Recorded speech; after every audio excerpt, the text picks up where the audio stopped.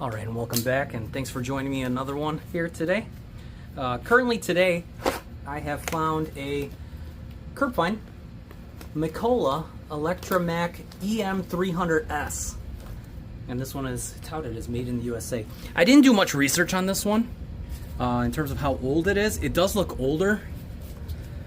If I had to guess, probably 80s, 90s. Pretty sure it says somewhere here. I'd have to look it up later, but it is an interesting setup. It is a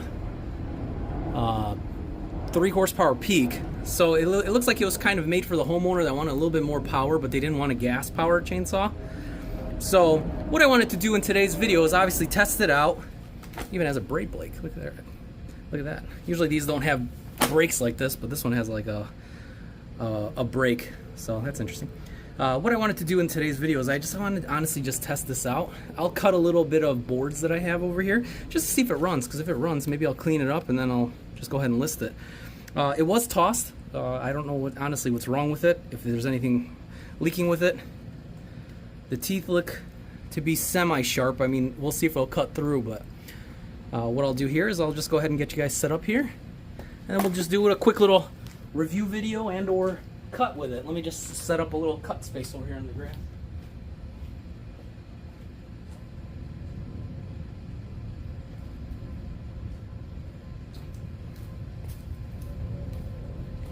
One second here.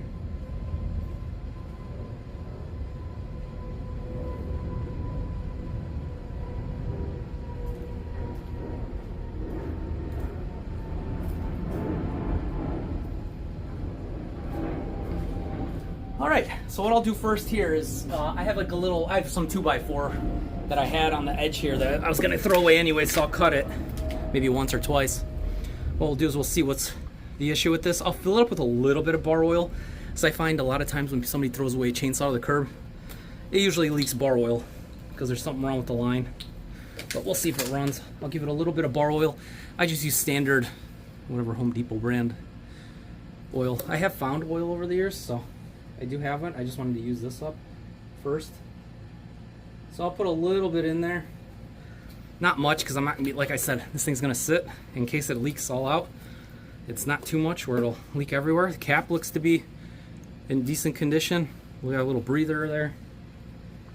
So yeah, it looks like it was relatively in decent condition. It is a little dirty, but it's to be expected for a chainsaw, especially using it for like cutting like small jobs like edges and that of that nature. So you wouldn't be using this obviously on the job site. I mean, this is gonna be more of a homeowner use type saw. So what I'll do is I'll grab you guys out here. I have my cord ready here, and I'll set it up over here. And like I said, this is just gonna be like a quick little let's test it to see how it cuts kind of thing. I mean, this is not by any means anything crazy. Sorry, I'm just adjusting the tripod just to show a better angle on the cut. And obviously, you know, be careful using power tools and or chainsaws. So I will be supporting it. I do have it on a stump piece here. It is just like kind of like an older piece of wood. So what I'll do is I'll just angle it a little bit. Find the best spot for it. Maybe like this. Yeah, we'll just try it out. Or maybe I'll angle it again.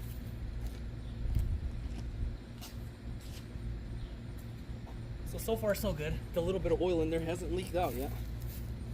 So that's always a good sign. And yeah, these are fairly simple. I mean, you just got to kind of plug it in. I do have it into a surge protector plug-in to an outlet. So in case it has any electrical issue, it won't trip my breaker in the house. It'll basically trip the circuit, the actual plug-in. So yeah, what I'll do is I'll try to set this one up here. And let me angle it a little bit better here so you guys can see. Maybe I'll do it like this.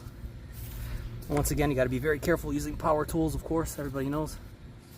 And this one, you actually, it gives you basically a diagram on it where you basically have to lift this up to remove it. And it says right there, must be back to start the motor. So nice little safety feature.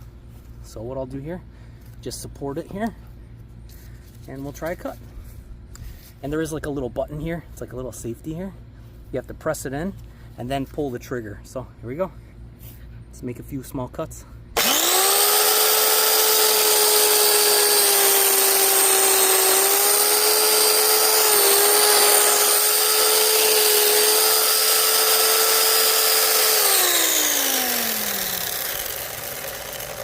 this is I thought the chain is a little dull, as you can tell. It'll cut through it, but the chain is dull. So you can see it kind of like stopped midway. There isn't any screws in this 2x4 on this side. So yeah, the chain needs to be sharpened. So I'll have to sharpen it, but it looks like it does run. Does the oiler seem to be working?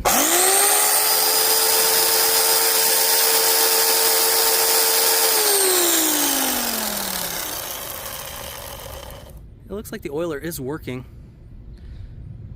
So it looks like it's fairly decent. It looks like it's working. Yeah, so it definitely does need the chain needs to be sharpened a little bit, but yeah, I don't think it'll go through it, you know? So let's try just last time a little bit here.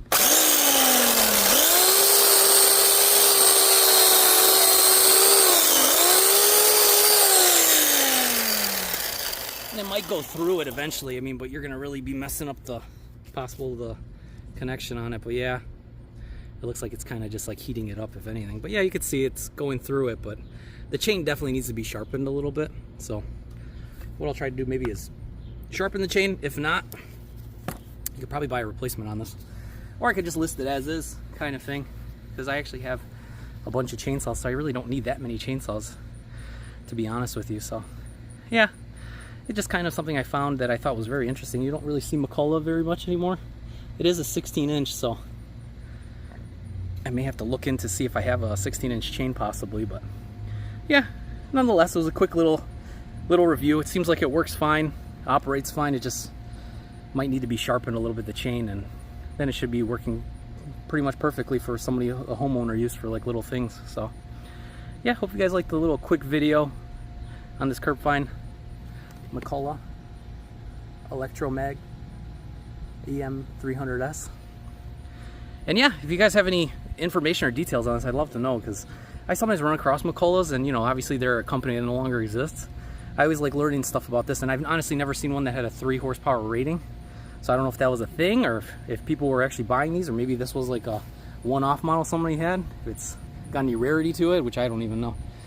But yeah, just want to say thanks for everybody for watching, subscribing, liking the content, and as I find interesting stuff, I'll go ahead and list it. So yeah, hope you guys like everything, and hope you guys have a great day, and take it easy.